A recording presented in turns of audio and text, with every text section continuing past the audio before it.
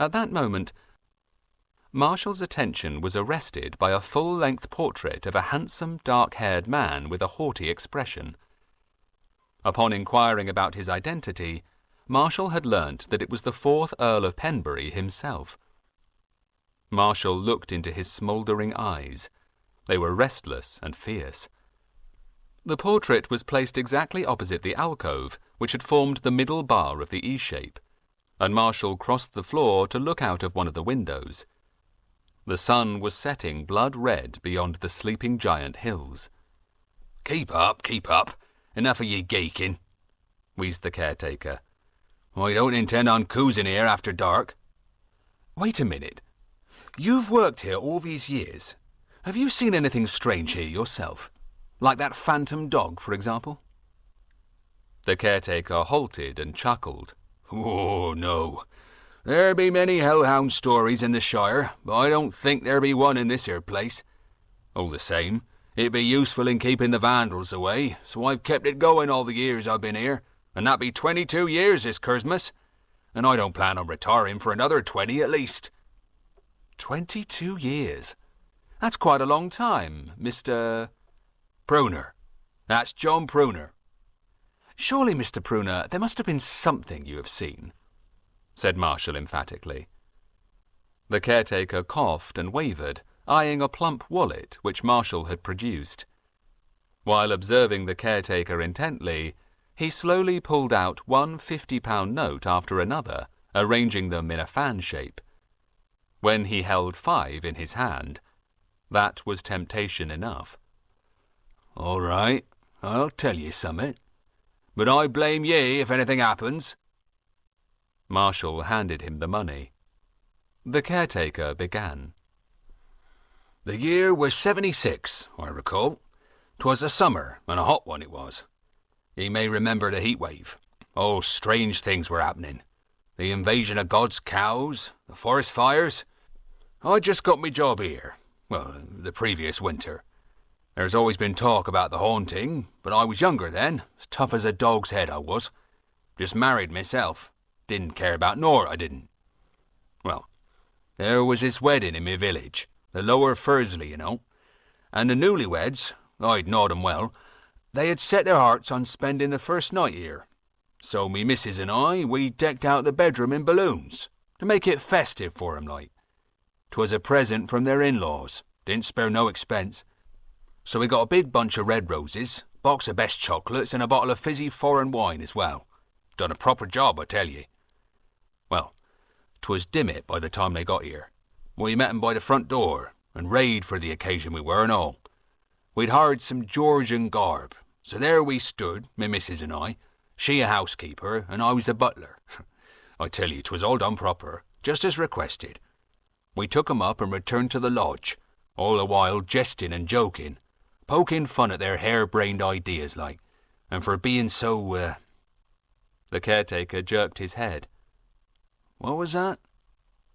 Marshall hadn't heard anything, so he said, I think it was a dog barking somewhere.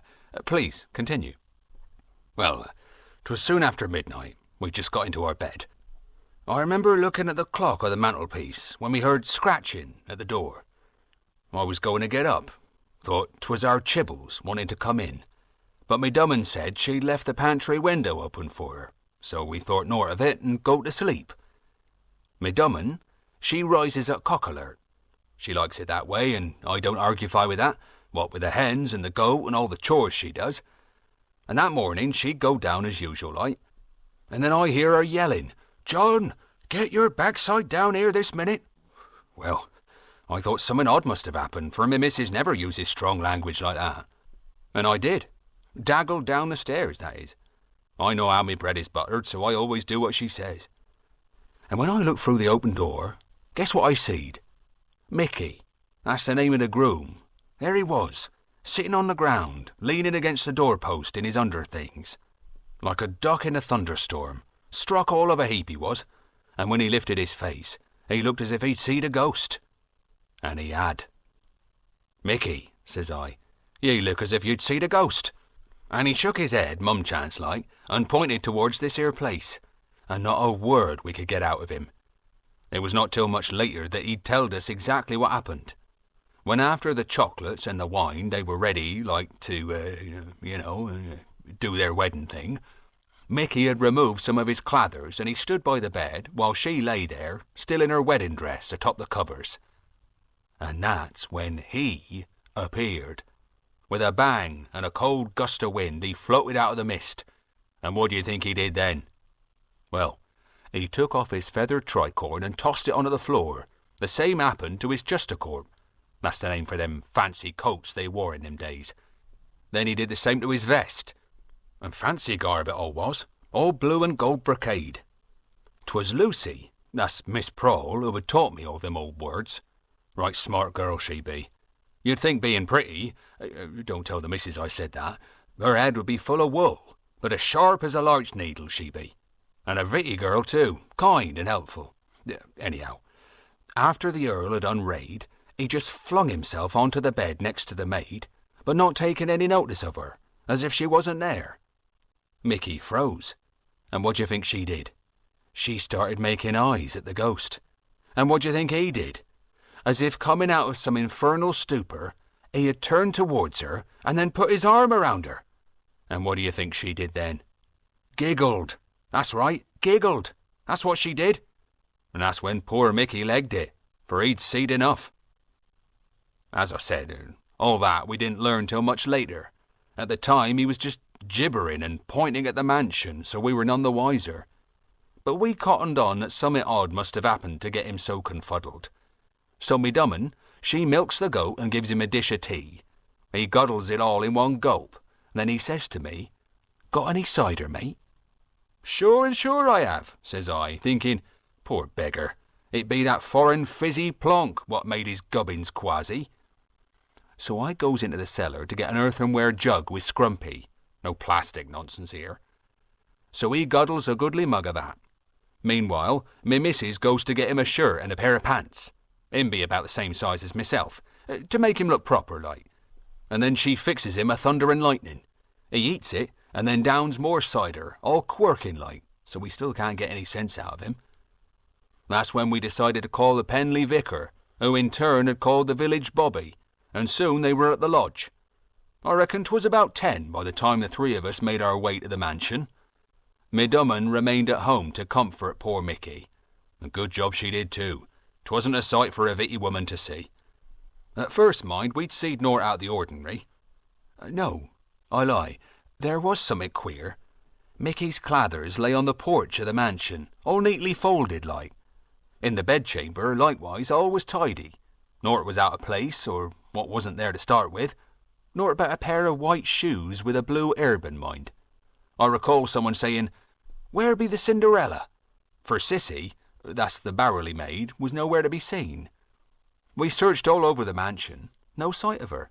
Went outside and spread out. I go to the gardens on the northern side, still not a glimpse. But just as I came to the wall, I heard this voice, singing like. You know, the garden wall is broken in many places, and the gaps open onto the heathland, with a path leading down to the lower Fursley. Hoping the others were within a hearing distance, I hollied to them, and then made me way through one of the holes. You know what the view is like from up here on the nap of the hill. The villages and the coastline, as well as the sleeping giant, but not one human soul could I see. I followed the path through the bushes. 'Tis a pretty wild place, overgrown with all sorts. There be firs and heather and pixie flax and rocks all over the place. I heard the lark up above and the grasshoppers or some other critters chirping, but I couldn't hear any more singing. The sun was blazing by then. Like I said, 'twas a sweltering summer. And at that time the firs began to pop. You know, the way it does, it goes pop, pop, and the seeds fly every which way. And that's when I heard the voice again. So I knowed I was on the right track. Somewhere in east she was. I come round this girt big furze bush, and I see her, lying on the ground, and a right corch she was. Her face a flickets, her hair a girt mess, the white dress all torn to flibberts. Her hands bleeding too.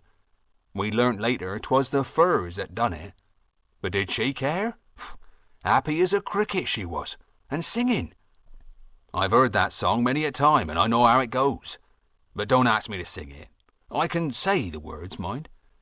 Furzy pods are popping in the hot sun, flying from their mother bush one by one. But though the seed is ripe, there's a yellow flower. Come to me, my lord, come into my bower.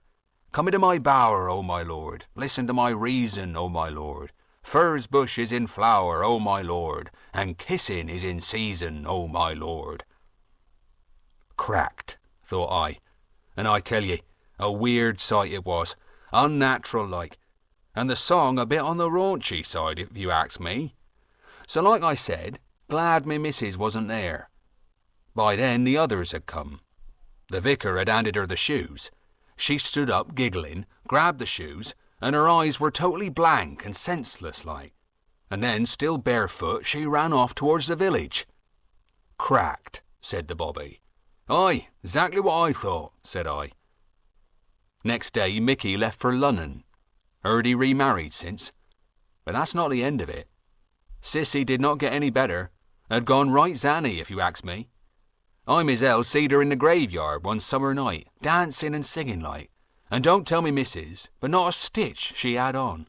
And then she was going round and round in circles around the Earl's family tomb, and all the while rhyming, I sow hemp seed I sow. He that loves me best, come after me and mow. Complete crackers. But there you are. That's the story. That's the truth of it. And if that don't convince ye to keep out of this place, don't blame me later if anything untoward happens. Marshall looked out of the window at the night shadows looming. A bat fluttered outside, and an owl hooted. The caretaker shivered. Mind ye, he added as an afterthought, there be lights and all, floating balls of light. Whipswhile, as it be going dimpsy, I can see 'em from the lawn, hovering in these thicky windows. He slowly moved on. Marshall followed, thinking, lights again.